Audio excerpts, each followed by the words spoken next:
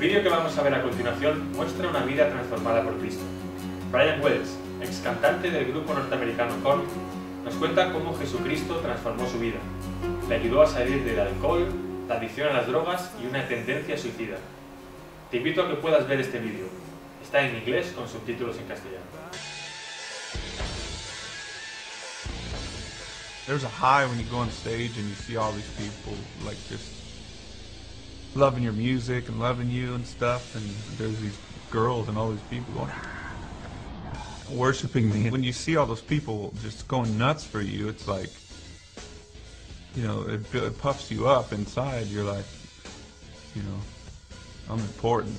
That's where drugs can creep in, and, you know, cocaine or whatever, methamphetamines crept in, and it all came from after drinking for me and my friends. And it seems like fun in the beginning. It's a lie, because it turns around on you. It starts to wear on your personality, starts to wear on your relationships, and everything is affected by it negatively. Everything.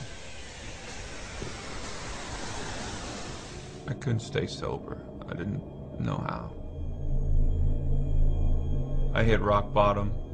I had swore that I would never do methamphetamines again, because I saw what it did to my child's mother.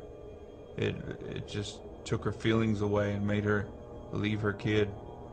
I just wanted her dead. I wanted to kill her. I thought she was a scum of the earth, and you know, how could she do drugs like that and let the drugs win her like that? So I never was going to do meth again. I ended up with a everyday crippling addiction to methamphetamine, and everything that I said about my ex-wife came true for me. I sunk to the lowest gutter I could ever think of. I would spend time with my kid, and I would still be on it because I needed it to function. I'd get up in the morning, have a peanut butter and jelly sandwich and snort meth, and then take her to school or whatever. It was just, I was a junkie. I started losing my mind. This guy would show up at my house with like a gun and stuff, and then I ran out in Europe, had my drug dealer just crazy send me drugs through the mail. I'd be tweaked out in my hotel room watching this package come from the U.S. It's just nuts. My life just was like spinning out of control. Janaea had come out on one of the tours in the U.S. I just remember her skipping around the house singing one of our KORN songs called Adidas. All day I dream about sex. And I'm like going, what am I doing? I'm a junkie. My daughter's singing All Day I Dream About Sex. And I'm gonna die.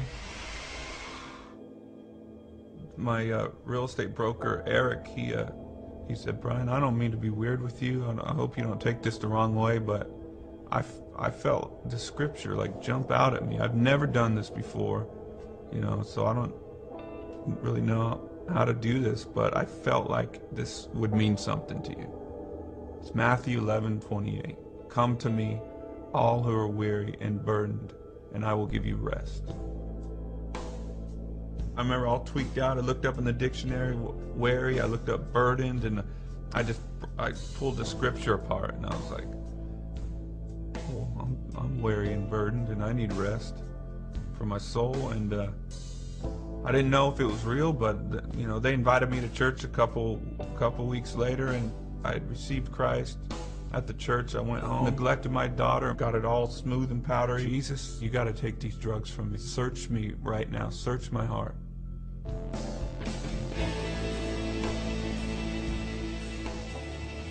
Father. I felt so much fatherly love from heaven, and it was like, I don't condemn you. I love you. I love you. It was just love, and instantly that love from God came into me. It was so powerful that the next day I threw away all my drugs, and I quit KORN. I was like, I'm quitting KORN, and I'm gonna raise my kid, because my kid, like, I got the love from God coming to me, and then it came out of me to my kid. It changed me. My heart was changed like that, and I was like, Janaea, Daddy's gonna be home with you all the time. I'm quitting my career. And her face lit up, and she's like, for me? You know, she felt so special, and God used her to save me, to save her life later on. my dream came true way more than I dreamt about. I made more money. I played bigger shows. I mean, houses, cars.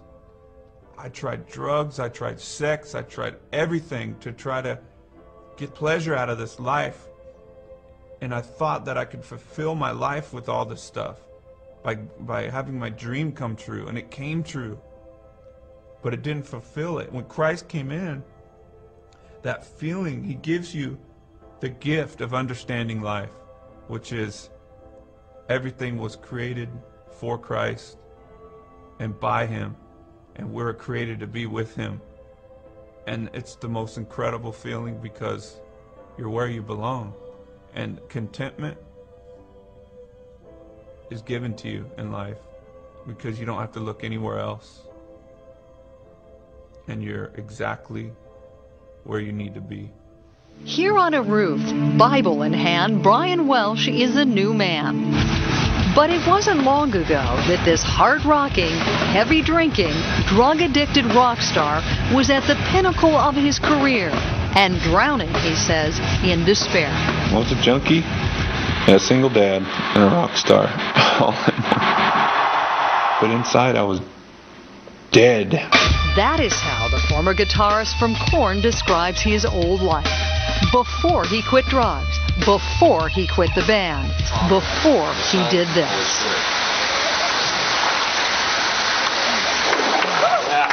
All the fame and money and touring is crazy.